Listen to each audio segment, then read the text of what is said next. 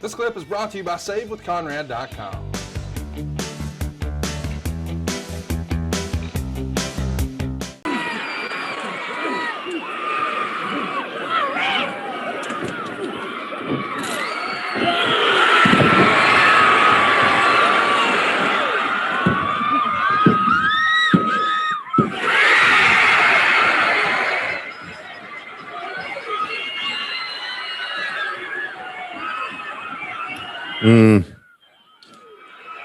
Don't think he's going to get the title.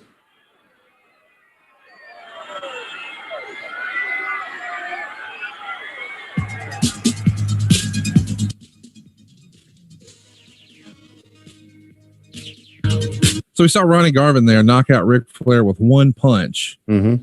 That's something else, man. Yeah, and before that, you could hear the slaps, couldn't you? Yes. Man, you could hear them just pounding each other. I mean, pounding each other, Conrad.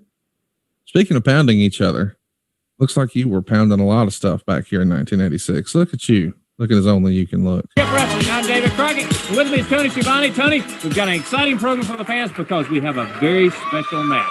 Oh, we sure do, David. And that is Arn Anderson, the World Television Champion, is going to defend his title against the Hands of Stone. You saw him at the top of the program. We're talking about Ron Garvin. And a lot more people. And you're right, David. And also, we have some very special news about the tournament, the tag team tournament for the Jim Crockett Senior Memorial Cup. The site has been chosen. We'll have that announcement right here today on World Championship Wrestling. Also, such stars as Dusty Rhodes, the World Heavyweight Champion Ric Flair is here, the Midnight Express, the Rock and Roll Express. Many top stars are here today with you on World Championship Wrestling. We saw Ron Garvin knock out the World Heavyweight Champion Ric Flair. Let's bring in Ron Garvin to talk to us today. Ron Garvin, you hear the response from the fans, your chance of the World TV title, one fall, 10 minutes. Well, there's a lot of bad dudes around, Tony, especially one in particular, Arn Anderson. Everybody knows he's the World Television Champion. Now, he's doing a lot of bragging, and also he has an open contract. So, when there's tough competition around, there's a lot of action, I like to be right in the middle of it. Well, Arn Anderson, we sign a contract. Open contract, I put my name on it. You're going to have to show me. So you're going to have to prove it to me.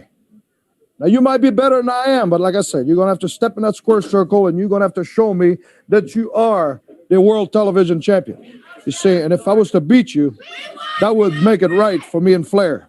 You see, because Flair, I haven't forgotten you. You see, you're in the back of my mind. I see you all the time, and I know you're thinking about me too. It might not be good, all the things you're thinking about, Ronnie Garvin, but I know you're thinking about me. You see, and by the way, I told you I was a truck driver. Right. Well, now I've become a carpenter.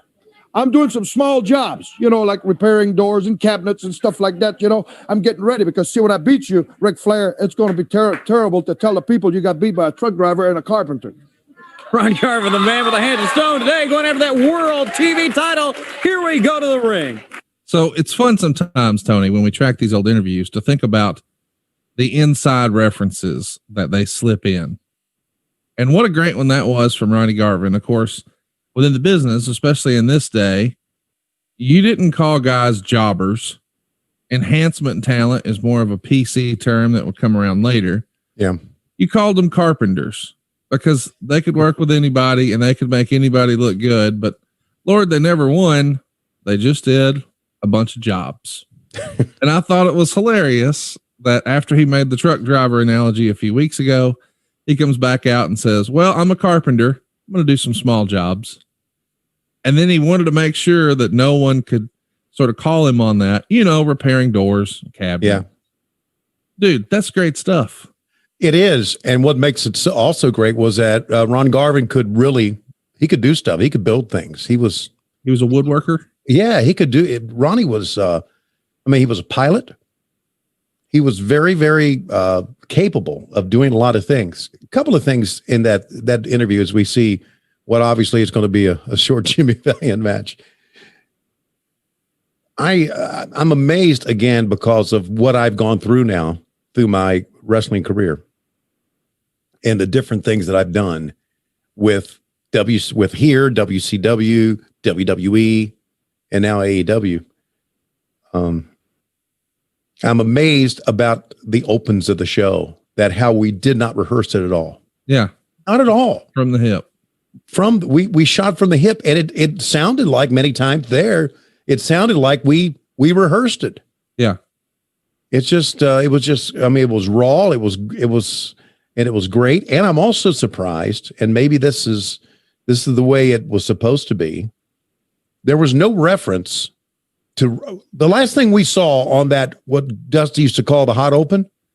The last thing we saw was Ronnie Garvin getting the 1, 2, 3. Right. We didn't acknowledge that, oh, it was a time limit draw or anything like that. Didn't address it at all. No, just and I don't know, in hindsight, I don't know if that was right or not. I guess he could have. Yeah. Or Rick would have when he came out, but he didn't, and neither did Garvin. Yeah. But there should have been some reference to it. I do want to mention that is the story. At that time, they had worked several matches, but it was always some sort of count out or draw. And occasionally Flair would win, but it would be one of those deals where Garvin had his foot on the ropes and the referee missed it. There weren't any clean finishes with Rick or Ronnie going over just yet. Hey, it's Conrad Thompson. Thanks for checking out the podcast here on YouTube. Be sure to hit the subscribe button and the notifications bell so you get a notice anytime we upload some new content. And go save yourself some money right now. If you're in a 30-year loan or you have credit card debt, it's not a matter of if I can save you money. It's a matter of how much. Find out right now for free at SaveWithConrad.com.